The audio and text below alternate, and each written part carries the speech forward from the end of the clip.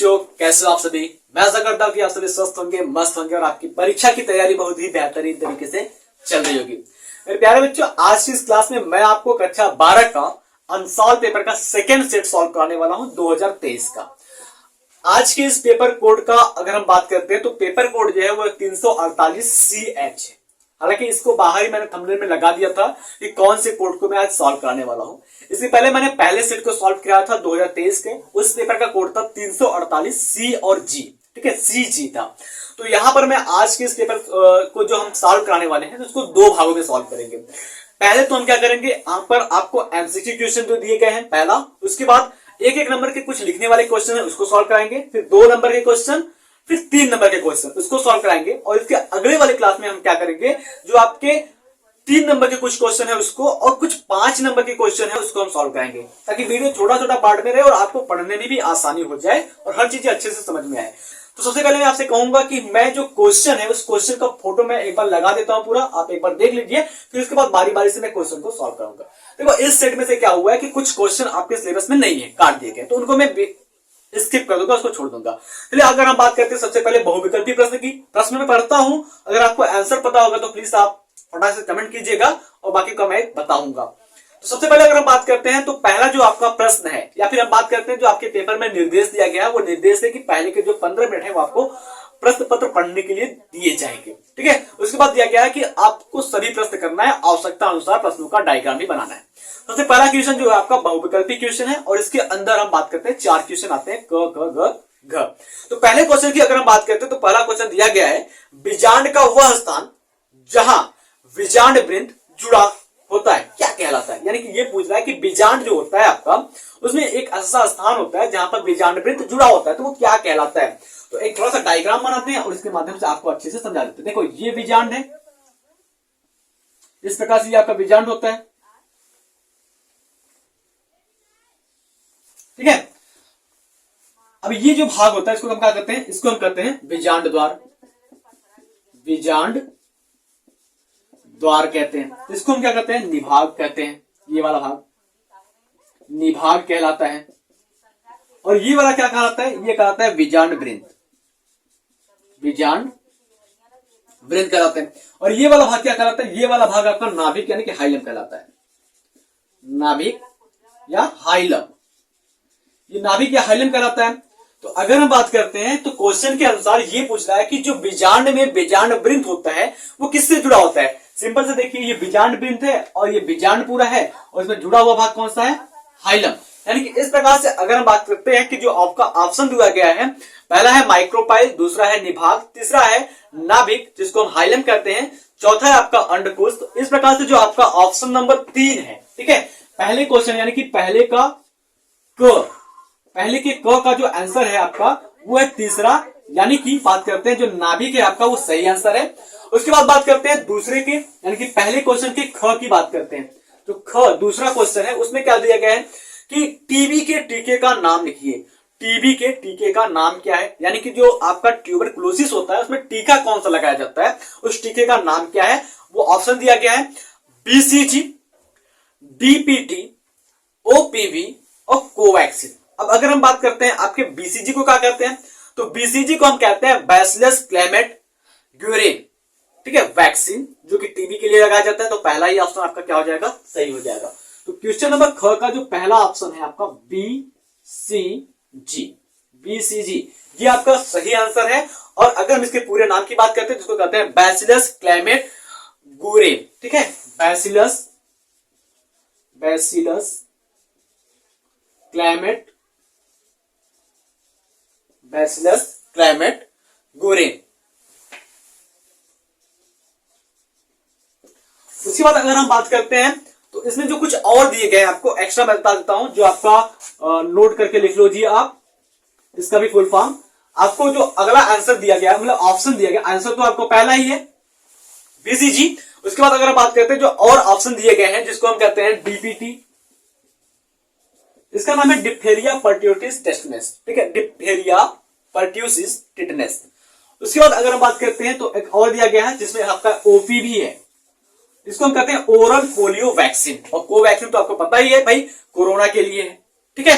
तो ये जो आपका ओपीवी है ये पोलियो का वैक्सीन है, और जो आपका डीपीटी है ये डिप्थेरिया के लिए, टिटनेस के लिए और पर्ट्यूसिस के लिए लगाया जाता है, और कोवैक्सीन तो आपको पता ही है कोरोना का वैक्सीन है। उसके बाद अगर हम बात करते हैं बेटा तीसरे क्वेश्चन की, यानी कि पहले का ग बात करते हैं, तो भारत में रामदेव मिश्रा को किस विषय या अध्ययन के जनक के रूप में माना जाता है, यानी कि जो इंडिया में रामदेव मिश्रा है उनको किस शाखा का, किस ब्रांच का फादर माना जाता है। तो ऑप्शन दिया गया है पारिस्थितिक, दूसरा दिया गया है अनुवांशिक, तीसरा दिया गया है जैव प्रौद्योगिकी और चौथा दिया गया है मानव विकास। तो यहां पर जो आपका सही आंसर हो जाएगा, यानी कि क्वेश्चन नंबर पहले का ग, ठीक है, पहले का ग का जो सही आंसर हो जाएगा वो हो जाएगा आपका पारिस्थितिक। पहला जो आंसर है आपका पारिस्थितिक, पारिस्थितिक इसके लिए सही आंसर हो जाएगा ग का। रामदेव मिश्र को पारिस्थितिक का जनक माना जाता है। उसके बाद बात करते हैं अनुवांशिकी की, तो अनुवांशिकी का आपको मेंडल है। जैव प्रौद्योगिकी का बात करते हैं तो जैव प्रौद्योगिकी के जो आपके हैं वो पाउलबर्ग है, और जैव प्रौद्योगिकी शब्द का प्रयोग करने वाले कार्ल एर्की है। मानव विकास की बात करते हैं तो चार्ल्स डार्विन जी है। उसके बाद बात करते हैं क्वेश्चन नंबर घ की, पहले के घ की बात करते हैं, तो घ में क्या दिया गया है, जेनेटिक इंजीनियरिंग का उपयोग इनमें से किसमें किया जाता है। नंबर 1 चिकित्सा के क्षेत्र में, नंबर 2 कृषि के क्षेत्र में, नंबर 3 पारजीवी जीव में, नंबर 4 इनमें से सभी में। तो बच्चों जो जेनेटिक इंजीनियरिंग होता है, जिसको हम आनुवांशिक इंजीनियरिंग के नाम से जानते हैं, तो इसका प्रयोग जो होता है वो इन सभी में किया जाता है। यानी कि इस प्रकार से ऑप्शन नंबर जो आपका चौथा है वो सही है, यानी कि जेनेटिक इंजीनियरिंग का उपयोग जो होता है वो चिकित्सा के क्षेत्र में किया जाता है, ठीक है, चिकित्सा में किया जाता है। और कहा किया जाता है, कृषि में किया जाता है, कृषि में किया जाता है, पारजीवी जंतु में किया जाता है, पारजीवी जंतु में किया जाता है, ठीक है, पारजीवी जंतु में किया जाता है। इस प्रकार से जो आपका पहला ऑप्शन, दूसरा ऑप्शन, तीसरा ऑप्शन ये तीनों सही है। तो आपको आखिर में दिया गया है चौथा ऑप्शन, तो चौथा ऑप्शन आपका सही हो जाएगा। यानी कि अब बात करेंगे प्रश्न उत्तर 2 को। पहला प्रश्न क्या है, मैं पढ़ता हूं, प्रकाश संश्लेषण की क्रिया के दौरान कौन सी गैस मुक्त होती है। पर मैं आपको एक क्वेश्चन बताता हूं, यानी कि उत्तर की बात करता हूं मैं।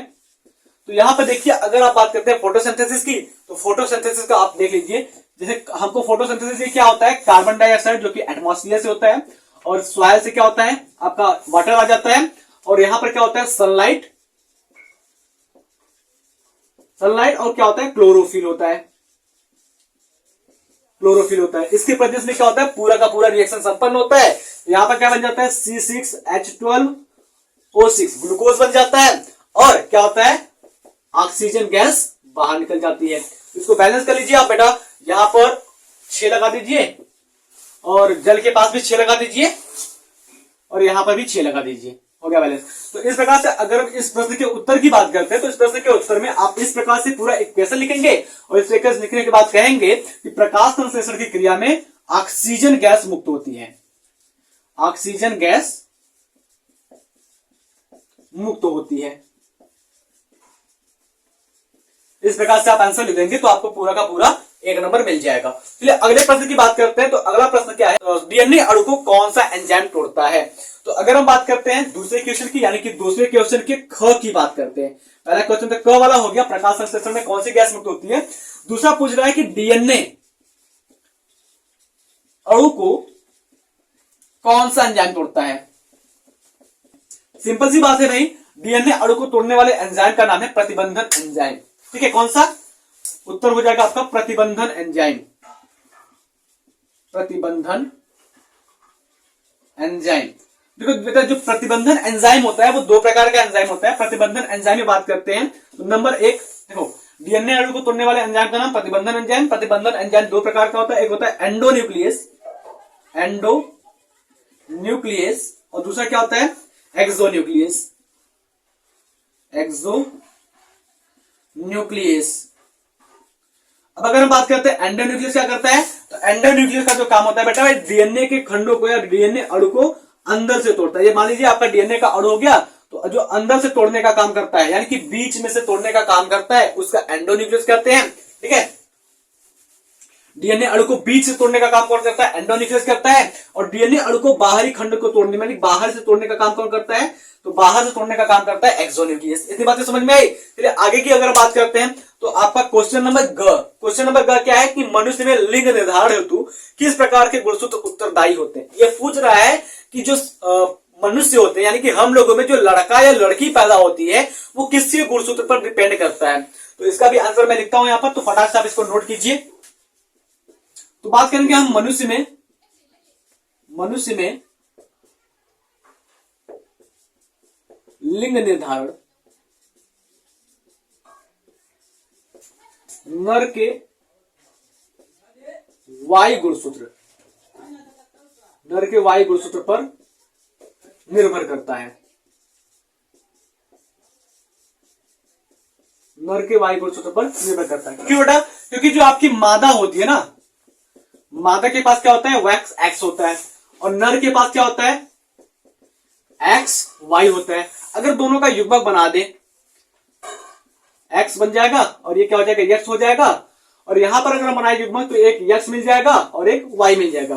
तो इस प्रकार से अगर हम कह लें कि जो मादा होती है वो सबयुग्मजी होता है, जो नर होती है वो भी सबयुग्मजी होता है, तो दोनों का संकरण करा दे तो एक्स एक्स मिला तो क्या हो जाएगा, लड़की हो जाएगी, यानी कि यही वाला मिल जाएगा। और अगर हम बात करते हैं एक्स वाई मिला तो क्या हो जाएगा, लड़का यानी कि नर हो जाएगा। इस प्रकार से समझ में आया? तो क्या हुआ कि जो गुणसूत्र है वो किसका है, वाई गुणसूत्र नर का है, तो वाई गुणसूत्र नर का है, तो यहां पर क्या हो गया, लिंग बदल गया। अगर एक्स एक्स मिल जाता वापस से, फिर क्या हो जाता, ये एक्स मिल गया तो फिर से क्या हो जाता, लड़की हो जाती, ठीक है। और ये वाई मिलता तो क्या हो जाता, लड़का हो जाता। तो इस प्रकार से क्या हुआ कि मनुष्य में लिंग निर्धारण का जो कार्य होता है वो नर के वाई गुणसूत्र का होता है, ठीक है। तो समझ में आया? तो अगर हम बात करते हैं अगले क्वेश्चन की, क्वेश्चन नंबर घ की बात, तो घ में क्या पूछा है कि लीडिंग कोशिका का कार्य क्या होता है, लीडिंग कोशिका क्या कार्य करती है, ठीक है। तो अगर हम सिंपल सी बात करते हैं, जो लीडिंग कोशिका होती है, लीडिंग कोशिका क्या होती है भाई, देखो लीडिंग कोशिका क्या होता है, नर के वृषण में पाया जाता है। लीडिंग कोशिका क्या होता है, नर के वृषण में पाया जाता है, और यह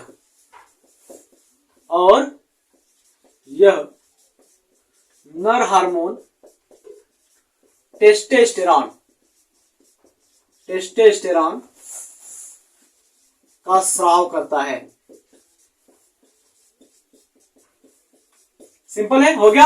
यानी कि जो लीडिंग कोशिका होती है कहां पाई जाती है, नर के वृषण में पाई जाती है, और किस हार्मोन का स्राव करती है, नर के टेस्टोस्टेरॉन हार्मोन का स्राव करती है लीडिंग कोशिका, समझ में? और ये टेस्टोस्टेरॉन जो होता है वो आपके शुक्राणु जनन की प्रक्रिया को भी नियंत्रित करता है या कंट्रोल करता है या करते हैं हेल्प करता है।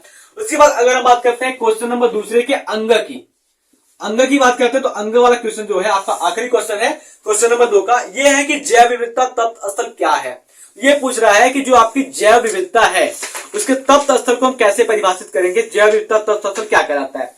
तो अगर हम कहते हैं कि जैव विविधता तप्त स्थल पृथ्वी पर पादप एवं जंतुओं की दुर्लभ प्रजातियों की घनी आबादी या उच्च जैव विविधता का क्षेत्र है, जो मानवीय क्रियाविधियों द्वारा या मानवीय गतिविधियों द्वारा नष्ट होने के खतरों का सामना कर रही है। यानी कि हम क्या कहें, समझ में बेटा?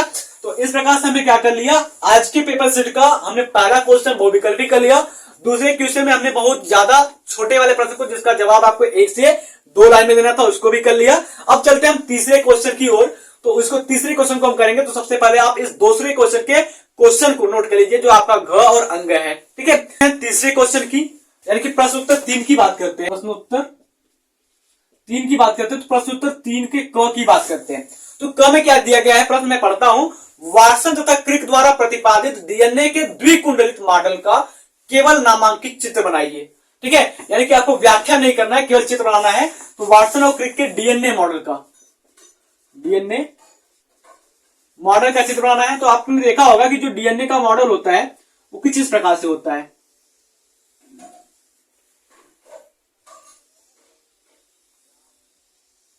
ठीक है। तो आप इस प्रकार से बना देंगे डीएनए का मॉडल। तो यहां पर आप क्षार को भी लगा देंगे। एडेनिन के सामने हमेशा क्या होता है, थाइमिन होता है, डबल बॉन्ड से जुड़ा होता है हाइड्रोजन के। थाइमिन के सामने एडेनिन होता है, हमेशा डबल बॉन्ड से जुड़ा होता है हाइड्रोजन के।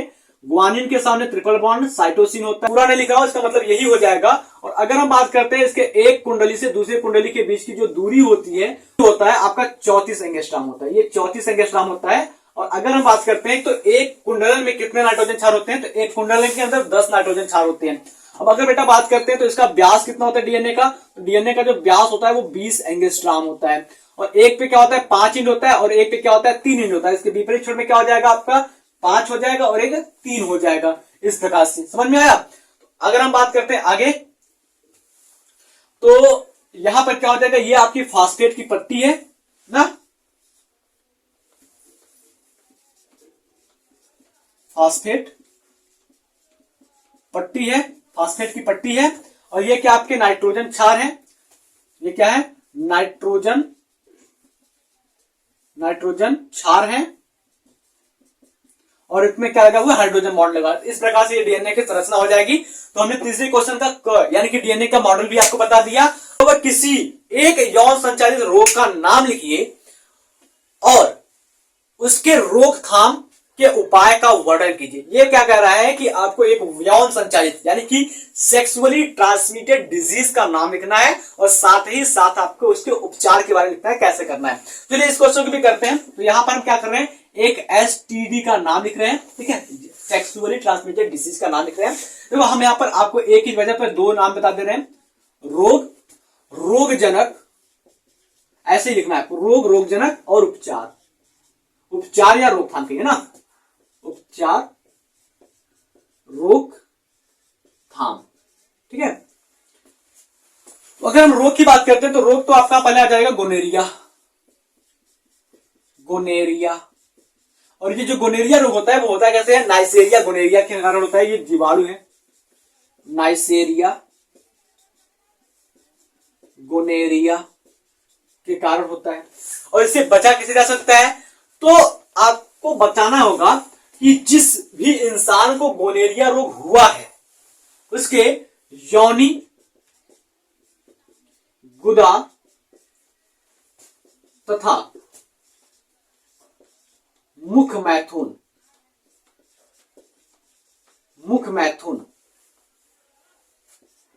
से दूर रहना होगा।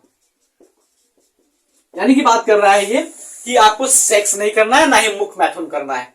इस प्रकार से आप क्या कर सकते हैं, बच सकते हैं। उसके बाद अगर हम बात करते हैं दूसरे रोग की, तो दूसरा रोग आपका आ जाता है एड्स रोग। क्या होता है भाई, एड्स रोग फैलता है एचआईवी के कारण, ये सबसे फेमस रोग है एड्स। और अगर हम बात करते हैं तो ये उसका उपचार क्या हो जाएगा, रोकथाम क्या हो जाएगा, सबसे बड़ी रोकथाम क्या होती है, संक्रमित व्यक्ति के साथ संभोग नहीं करना,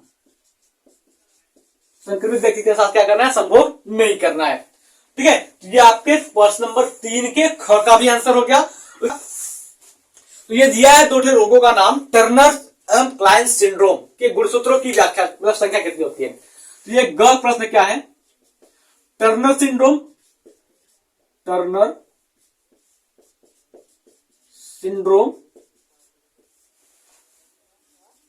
तथा क्लाइन फेल्टर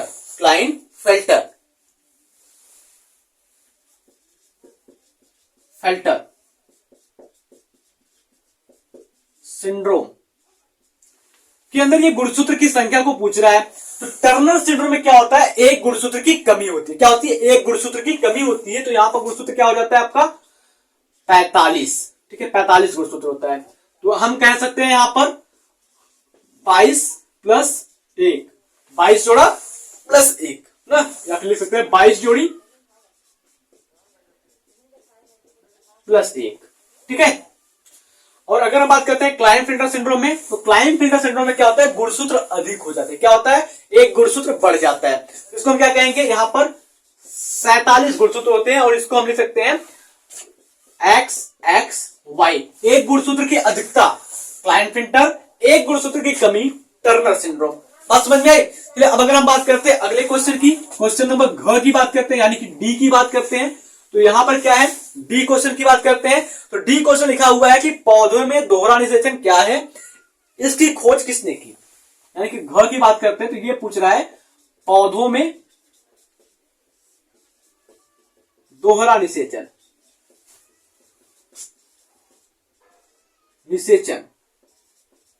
उसके बाद क्या कर रहा है, दोहरा निषेचन की खोज किसने की। तो सबसे पहले अगर हम बात करते हैं पौधों में दोहरा निषेचन की खोज की बात करते हैं, तो खोज करने वाले वैज्ञानिक का नाम है नवास्चिन नवासी नाम के वैज्ञानिक है जिन्होंने पौधों में दोहरा निषेचन की खोज की थी, और टाइमिंग में आपको बताऊं तो 1898। कैप्सुला बर्सा पेस्टेरिस नाम का पौधा था, ठीक है। कैप्सुला बर्सा पेस्टेरिस नाम के पौधे में 1898 ईस्वी में नवासी ने क्या किया था, दोहरा निषेचन का खोज कर लिया था। अब दोहरा निषेचन है क्या, जैसे अगर हम बात करते हैं, एक डायग्राम के माध्यम से समझाते हैं। ये आपका बीजांड हो गया, ठीक है, इस प्रकार से ये आपका बीजांड हो गया। यहां पर कुछ कोशिकाएं हो गई, यहां पर आपका द्वितीयक केंद्रक हो गया, यहां पर प्रतिमुख कोशिका हो गई। ये दो सहायक कोशिका, ये अंड कोशिका, ये आपका द्वितीयक केंद्रक हो गया, और ये प्रतिमुख कोशिका हो गई। यहां से परागनली आ रही है, और इस परागनली के अंदर क्या है, दो ठो नर युग्मक है, ठीक है। जब पहला नर युग्मक अंड कोशिका के साथ मिलता है तो भ्रूण का विकास करता है, और दूसरा नर युग्मक आपके द्वितीयक केंद्रक के साथ मिलता है तो ये भ्रूण पोष का विकास करता है। यानी कि अगर हम कहें प्रथम नर युग्मक प्लस अंड कोशिका क्या बन जाएगा, आपका भ्रूण बन जाएगा, यानी कि एम्ब्रियो बन जाएगा। उसके बाद बात करते हैं द्वितीय नर युग्मक प्लस द्वितीयक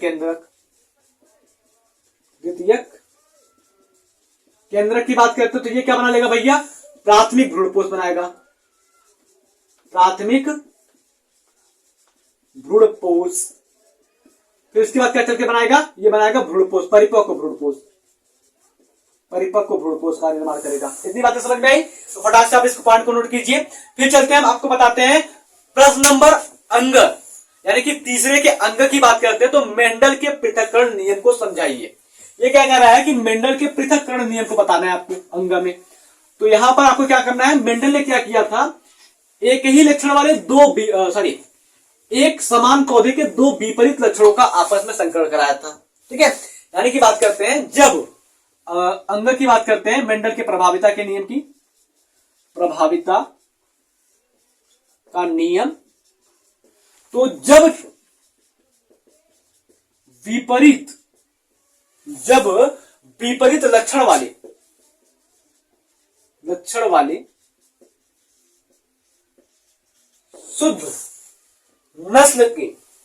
शुद्ध नस्ल के एक ही पौधे, एक ही जाति के दो पौधे, एक ही जाति के दो पौधों का आपस में संकरण कराया जाए या जाता है तो F1 पीढ़ी में संकर पौधा मिलता है। क्या मिलता है, संकर पौधा मिलता है। तो उदाहरण की बात करते हैं, शुद्ध लंबा, शुद्ध बौना, शुद्ध लंबा और शुद्ध बौना। शुद्ध लंबा के लिए क्या लिया इन्होंने, कैपिटल टी लिया। शुद्ध बौना के लिए स्मॉल टी लिया। दोनों का युग्मक निकाला, कैपिटल टी इधर स्मॉल टी, संकरण करा दिया, कैपिटल टी स्मॉल टी मिला, यानी कि ये बन गया संकर लंबा। क्या है ये F1 पीढ़ी है, ये F1 पीढ़ी है। अब अगर हम बात करते हैं इसी F1 पीढ़ी का F1 पीढ़ी के साथ संकरण करा दिया जाए, तब F1 पीढ़ी का यदि F1 पीढ़ी के साथ संकरण करा दिया जाए तो क्या होगा, F1 पीढ़ी का F1 पीढ़ी के साथ संकरण कराएंगे तो कुछ इस प्रकार से आपको जातियां देखने को मिल जाएंगी। यानी कि बात करते हैं, तो यहां पर अगर हम बात करते हैं F1 पीढ़ी का F1 पीढ़ी के साथ संकरण कराएंगे तो F2 पीढ़ी मिलेगी, और F2 पीढ़ी में क्या हो जाएगा, 50% क्या हो जाएगा, शुद्ध 50% क्या हो जाएगा आपका संकर लंबा हो जाएगा। 25% क्या हो जाएगा आपका शुद्ध बौना, और 25% आपका हो जाएगा शुद्ध लंबा। बात समझ में आई? तो इस प्रकार से आप तीसरे के पांचवें क्वेश्चन को भी नोट कर लीजिए। फिर चलते हैं, आपको हम बताते हैं चौथे क्वेश्चन के बारे में। चौथा क्वेश्चन क्या कह रहा है, यानी कि प्रश्न उत्तर 4 की बात कर रहे हैं हम। तो यहां पर आपको प्रश्न उत्तर 4 में 4 क्वेश्चन दिए गए हैं, ठीक है, जिसमें से आपका क्या है, क्वेश्चन नंबर ख जो है आपके सिलेबस में नहीं है, तो उसको मैं नहीं करवाऊंगा। चलिए अगर हम बात करते हैं तो जैव उर्वरक कैसे मृदा को उर्वरता को बढ़ाते हैं। प्रश्न क्या है, अगर हम बात करते हैं प्रश्न उत्तर 4, ठीक है, प्रश्न उत्तर 4 का क, जैव उर्वरक, जैव उर्वरक, क्वेश्चन में देख लो, जैव उर्वरक मिट्टी की उर्वरता को कैसे बढ़ाते हैं। तो अगर हम बात करते हैं बेटा, जो जैव उर्वरक होता है वो एक प्रकार का जीव होता है, ठीक है। जैव उर्वरक क्या होता है, एक प्रकार का जीव होता है जो मिट्टी के पोषण गुणवत्ता को बढ़ाता है। जैव उर्वरक मिट्टी की उर्वरता को कैसे बढ़ाती है, तो जैव उर्वरक एक प्रकार का जीव है जो मिट्टी के पोषण गुणवत्ता को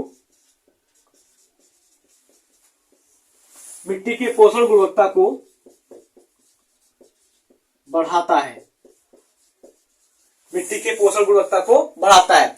जैव उर्वरक के प्रमुख स्रोतों की बात करते हैं कि जैव उर्वरक में कौन कौन से प्रमुख स्रोत आ जाते हैं। अगर हम बात करते हैं स्रोत की बात करते हैं तो स्रोत में आपका कवक हो जाता है, ठीक है, जीवाणु हो जाता है तथा साइनोबैक्टीरिया हो जाता है। कवक,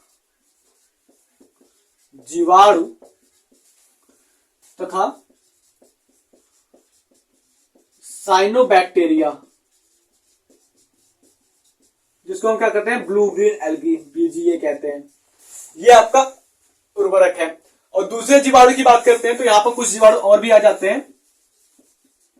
दूसरे जीवाणु की बात करते हैं तो दूसरे जीवाणु में आपका क्या आ जाता है, एस्परजिलियम, ठीक है, एजोस्पाइरिलियम और एजोबैक्टर, एजोस्पाइरिलियम तथा एजोबैक्टर, एजोस्पाइरिलियम तथा एजोबैक्टर भी वातावरणीय नाइट्रोजन का स्थिरीकरण करते हैं। क्या करते हैं, वातावरणीय नाइट्रोजन का स्थिरीकरण करते हैं,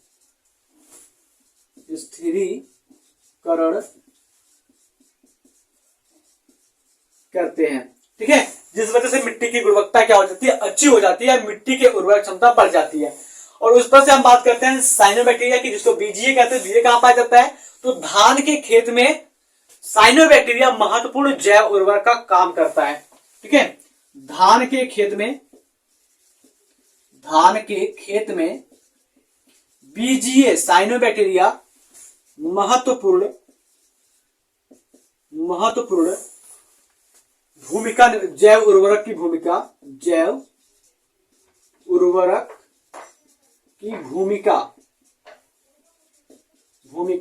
निभाती है।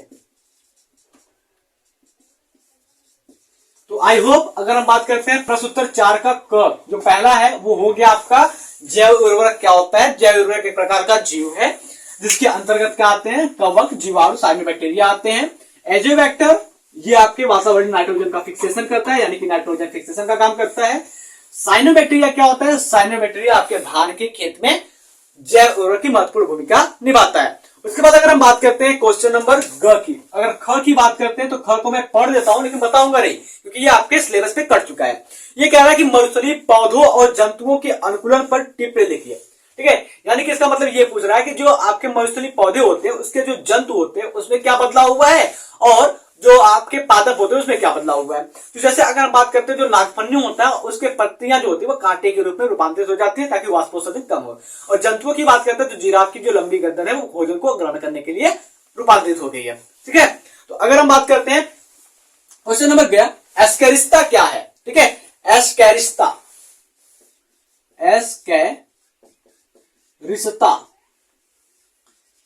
क्या है, एस्केरिस्ता क्या है, तो भाई एस्केरिस्ता क्या है, इसके बचाव व उपचार का संक्षिप्त उल्लेख कीजिए। यानी कि छोटे में पूछ रहा है कि छोटे में ही आपको बताना है ये क्या होता है। तो एस्केरिस्ता क्या है भाई, यह एक प्रकार का संक्रमण है, यह एक संक्रमण है, यह एक संक्रमण है जो एस्केरिस लुब्रिकेंडियंस के द्वारा होता है, जो एस्केरिस लुम्ब्रिकेंडियंस, ठीक है, लुम्ब्रिकाइडेस, एक मिनट देख लो, लुब्रिकाइडेस, ये क्या है? एस्केरिस लुब्रिकाइडेस आंत का परजीवी है, आंत का परजीवी से होता है, ठीक है। एस्केरिस किसके द्वारा होता है? एस्केरिस लुम्ब्रिकाइडेस के द्वारा होता है। ये एक प्रकार का संक्रमण है। अब इसके बचाव की बात करते हैं तो बचाव क्या हो जाएगा भाई? दूषित भोजन को नहीं करना चाहिए। ये क्या से फैलता है? दूषित भोजन से ये फैलता है। अगर हम बात करते हैं सबसे पहले फैलाव की, फैलाव दूषित जल तथा भोजन से होता है। उसके बाद बचाव की बात करते हैं। खाना खाने से पहले हाथ धोना चाहिए, ठीक है, ये हो गया। उसके बाद बात करते हैं क्वेश्चन नंबर 4 के घ की। क्वेश्चन नंबर 4 के घ की बात करते हैं तो घ में लिखा हुआ है कि अनिषेक जनन को परिभाषित कीजिए, मधुमक्खी में लिंग निर्धारण की क्रियाविधि का वर्णन कीजिए। तो भाई जो अनिषेक जनन होता है वो होता है बिना निषेचन के किसी जीव का निर्माण, अनिषेक जनन कहलाता है। और एक अनिषेक फलन होता है। तो अनिषेक जनन की बात करते हैं, क्वेश्चन नंबर घ की बात करते हैं चौथे के, अनिषेक जनन, अनिषेक जनन की बात करते हैं, इसको पार्थेनोजेनेसिस कहते हैं। अनिषेक जनन में क्या होता है? तो अनिषेक जनन एक प्रकार का जनन है, ठीक है, बिना निषेचन के अंडाणु वृद्धि और विभाजन द्वारा वयस्क का निर्माण करती है, अनिषेक जनन कहलाता है। तो बिना निषेचन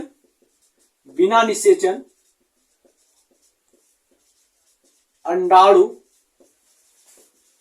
वृद्धि एवं विभाजन द्वारा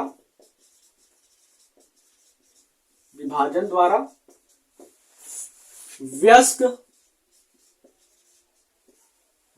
का निर्माण करती है, अनिषेक जनन कहलाता है, ठीक है। उदाहरण की बात करते हैं। उदाहरण में आपको आ जाता है नर मधुमक्खी तथा तैतैया, ठीक है, तैतैया और तैतैया, ठीक है, इसके उदाहरण है। तो अगर अगला इसमें क्या दिया गया है कि मधुमक्खियों में लिंग निर्धारण को बताइए, ठीक है, जस्ट एक मिनट।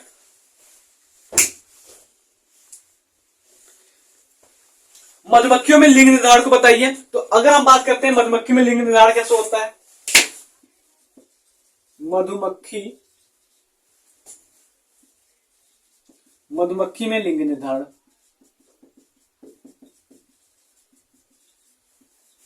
मधुमक्खी में लिंग निर्धारण की बात करते हैं तो नर मधुमक्खी का विकास अनिषेक जनन द्वारा होता है। नर मधुमक्खी का विकास कैसे होता है? अनिषेक जनन द्वारा होता है। मादा मधुमक्खी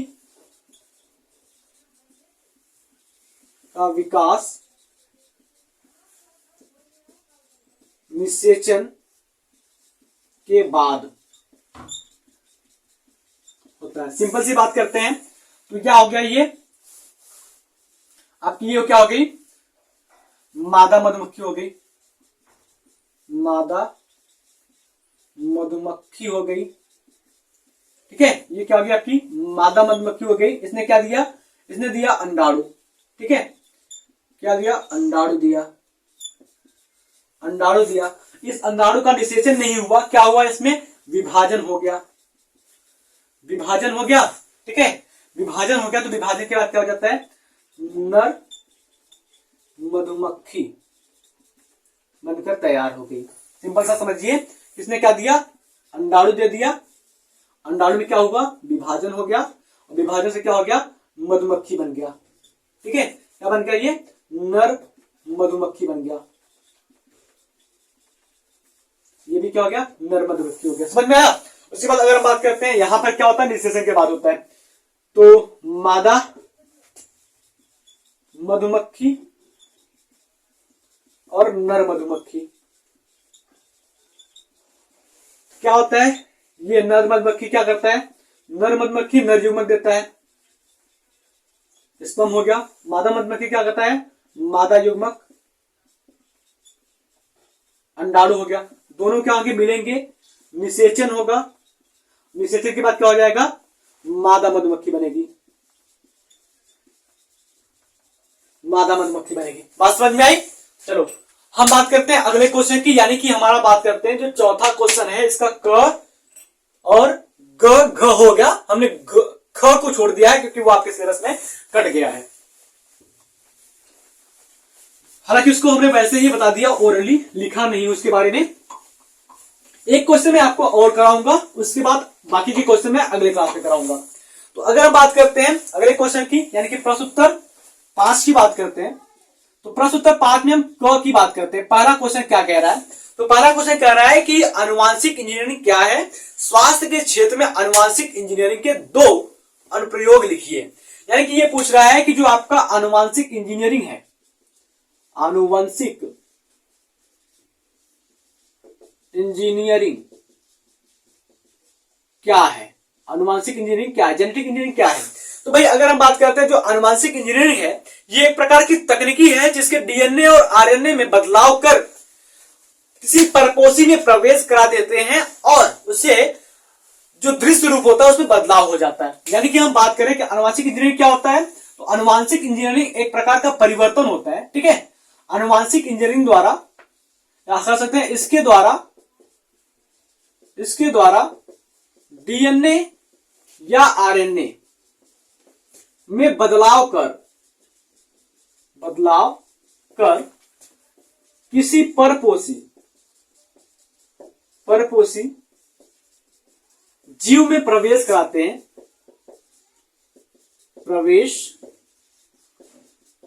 हैं जिससे परपोषी के दृश्य रूप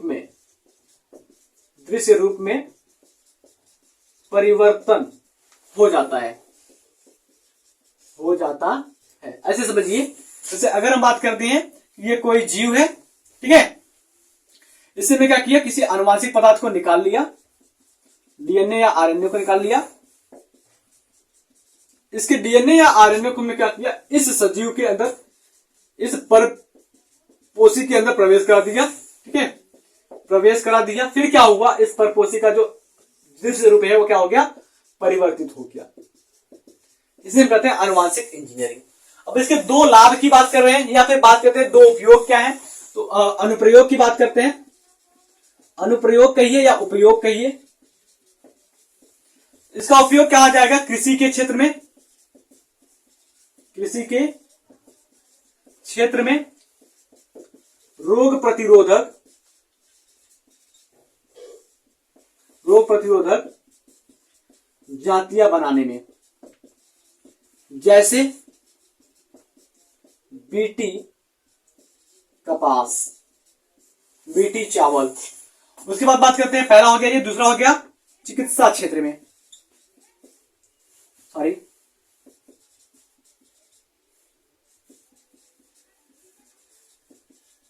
तो आपके प्रश्न के अनुसार क्या पूछा है कि चिकित्सा क्षेत्र में इसका अनुप्रयोग कहां पर होगा। चिकित्सा क्षेत्र में क्या हो जाएगा, जीन चिकित्सा में, पहला क्या हो जाएगा, जीन चिकित्सा में। दूसरा क्या हो जाएगा, आणविक निदान में। तीसरा क्या हो जाएगा, परजीवी जंतु बनाने में, परजीवी जंतु में। ठीक है, यह आनुवांशिक इंजीनियरिंग का चिकित्सा क्षेत्र में अनुप्रयोग हो गया। हालांकि मैंने आपको एक एक्स्ट्रा बताया कृषि के क्षेत्र में।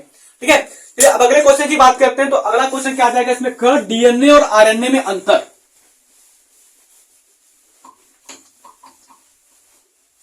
डीएनए और आरएनए में क्या अंतर है? ख है डीएनए और आरएनए में अंतर। तो पहला अंतर अगर हम बात करते हैं इसके संरचना में ही है। ये क्या होता है? द्विकुंडलित होता है। ये क्या होता है? द्विकुंडलित होता है। यानी कि हम बात करते हैं तो इसमें दो पट्टियां पाई जाती हैं ना। ये क्या होता है? एक कुंडलित होता है।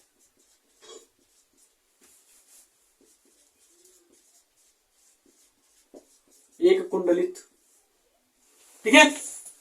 दूसरा अगर हम बात करते हैं इसमें नाइट्रोजन क्षार की, नाइट्रोजन क्षार की बात करते हैं तो यहां पर नाइट्रोजन क्षार क्या होता है? आपका एडेनिन होता है, थाइमिन होता है, ग्वानिन और साइटोसिन होता है। यहां पर क्या होता है? एडेनिन होता है। उसके बाद क्या होता है आपका? यहां पर साइटोसिन होता है, ग्वानिन होता है और यूरेसिल होता है। एडेनिन होता है, साइटोसिन होता है, ठीक है, ग्वानिन होता है और यूरेसिल होता है। इतनी बातें समझ में आई। उसके बाद अगर बात करते हैं इसके स्थान की, ये कहां पाया जाता है? तो जो आपका डीएनए होता है वो कहां पाया जाता है? केंद्रक में पाया जाता है। और केंद्रक के साथ साथ कहां पाया जाता है? माइटोकॉन्ड्रिया में, माइटोकॉन्ड्रिया में पाया जाता है। और अगर हम बात करते हैं आरएनए की, तो आरएनए कहां पाया जाता है? कोशिका द्रव्य में, कोशिका द्रव्य में पाया जाता है। तीन अंतर हो गया। एक अंतर मैं आपको और बता देता हूं यहां पर। तो अगर हम बात करते हैं कार्य की, तो कार्य क्या करता है? ये आनुवंशिक सूचनाओं को ग्रहण करता है। आनुवंशिक सूचनाओं को ग्रहण करके स्थानांतरित करता है, ठीक है। और ये क्या करता है? प्रोटीन निर्माण का, प्रोटीन निर्माण। ये क्वेश्चन भी हो गया। चलते हैं अगले क्वेश्चन की ओर। अगला क्वेश्चन क्या आपका? अगला क्वेश्चन ग है कि मानव इंसुलिन पर टिप्पणी लिखिए। ये पूछ रहा है कि इंसुलिन क्या होता है, ठीक है। प्रश्न नंबर 5 का ग, इंसुलिन क्या होता है? भाई देखो, इंसुलिन क्या है? एक प्रकार का हार्मोन है और इसकी कमी से क्या होता है? मधुमेह रोग होता है। ग, इंसुलिन, इंसुलिन क्या होता है? इस पर टिप्पणी लिखना है। तो इंसुलिन क्या है भाई? यह एक हार्मोन है, यह एक हार्मोन है, हार्मोन है। इसके कमी से मधुमेह रोग होता है, मधुमेह रोग होता है। हो गया। उसके बाद बात करते हैं तो इसकी पूर्ति कहां किया जाता है? मानव में इसकी पूर्ति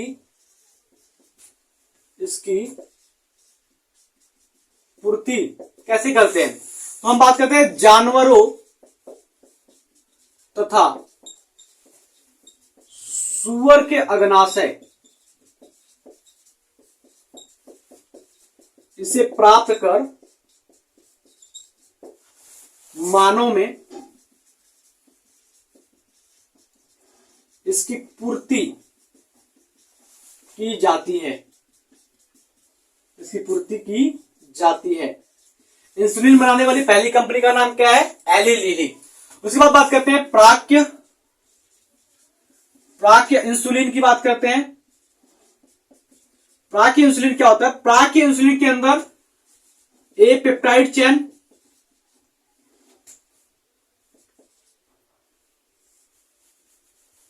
ए पेप्टाइड चैन या श्रृंखला, बी पेप्टाइड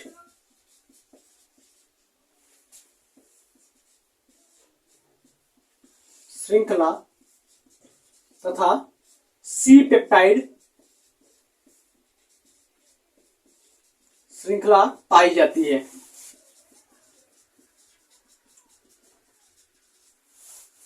और परिपक्व की बात करते हैं,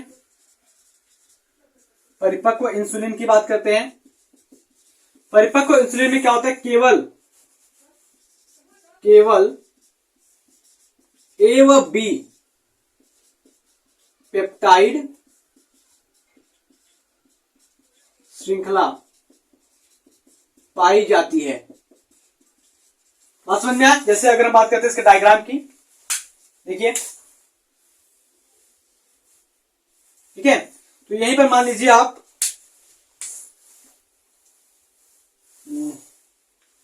एक मिनट,